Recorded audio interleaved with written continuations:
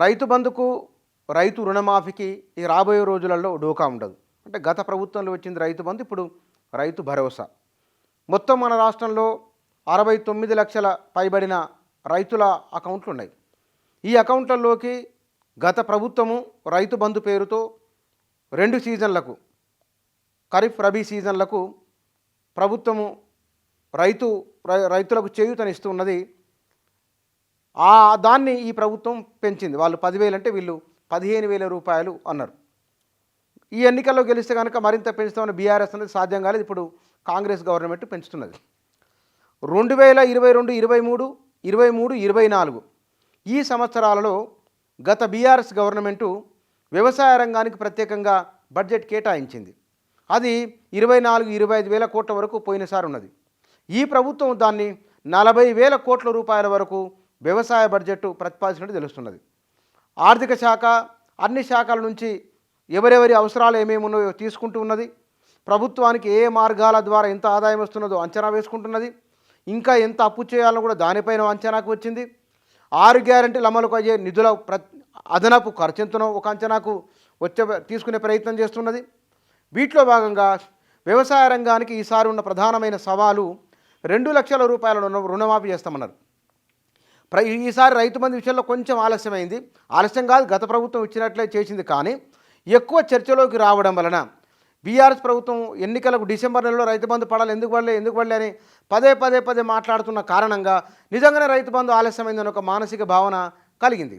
అది వాస్తవం. సరే, ఇప్పుడు అందరి అకౌంట్లలో మెల్లమెల్లగా ఎకరము, అరెకరం, 2 ఎకరాలు ఆ పైన వాళ్ళకు అకౌంట్లలో పడుతున్నాయి రైతు బంధు. ఎవరన్నా పడని వాళ్ళు ఉంటే కూడా బహుశా ఇవాళ రేపటికల్లా పడిపోతుంది. డబ్బులు జమ అయిపోయినాయి, ట్రెజరీ నుంచి అక్కడికి వెళ్ళిపోయినాయి, ఆ అకౌంట్లలో పడుతున్నాయి. అదొక అంశం. రెండవది, ఇక్కడ ఈ 2 లక్షల రుణమాఫీ ఒక ప్రధానమైన విషయం ఉన్నది.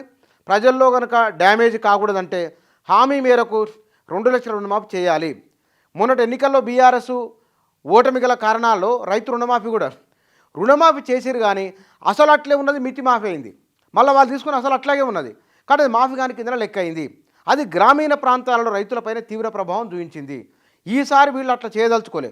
మొత్తం బ్యాంకులలో ఉన్న అప్పు అన్ని కలుపుకుంటే 40,000 కోట్ల వరకు ఉన్నాయి.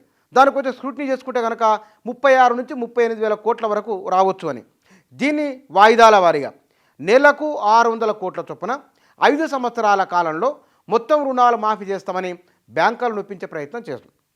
దీనివలన బడ్జెట్లో అదనంగా నిధులు కేటాయిస్తే కనుక ఈ సంవత్సరం బడ్జెట్లో 40,000 కోట్లు, దీనికి ఎంత 2 విడతలుగా చెల్లించే రైతు భరోసాకు 15,000 కోట్లు, అంటే ప్రతి మొత్తం సంవత్సరంలో దీనికోసమే 22,000 కోట్ల రూపాయలు రైతు భరోసాకు అవుతున్నాయి పెంచిన దాంతో పోల్చుకుంటే కనుక. ఈ అప్పులు వచ్చేసి 40,000 అంటే 36,000 కోట్ల రూపాయల అప్పులు ఉన్నాయి. నెలవారీగా 6 రొంట్ల 12,000 కోట్ల రూపాయలు బ్యాంకు 2 లక్షల రుణమాఫీ కేటాయిస్తారు. మొత్తం బ్యాంకుల మొత్తమే ఒకసారి రైతులకు ఏకకాలంలో మాఫీ అవుతాయి. బ్యాంకులకు ప్రభుత్వం వాయిదాల పద్ధతిన చెల్లిస్తుంది. అట్లా దీంతో పాటుగా వ్యవసాయ రంగంలో యాంత్రీకరణకు, పామాయిల్ తోటలకు, తర్వాత కొత్త వంగడాల కోసమై మిగతా బడ్జెట్ను ఒక 5 నుంచి 10,000 కోట్ల రూపాయలు దీనికి కేటాయించే అవకాశం ఉన్నట్టు తెలుస్తున్నది. ఇది రాబోయే రోజులలో బడ్జెట్ లేదనో లేదా ఇబ్బందులు అవుతున్నాయనో ఏ సమస్య రాకుండా ముందు జాగ్రత్తగా 2024-25 బడ్జెట్లో వ్యవసాయ రంగానికి 40,000 కోట్ల రూపాయల ప్రత్యేక నిధులను, బడ్జెట్ను ప్రభుత్వం కేటాయించే ఆలోచన చేస్తున్నది. దీనికి సంబంధించి కూడా చాలా విస్తృతమైన కథనాలే మీడియాలో వస్తున్నాయి. అంటే గతంలో జరిగిన దానికి ఇబ్బంది రాకూడదని ఇవి వ్యవసాయ రంగానికి సంబంధించి ఈ ప్రభుత్వం తీసుకున్న నిర్ణయాలు అవి.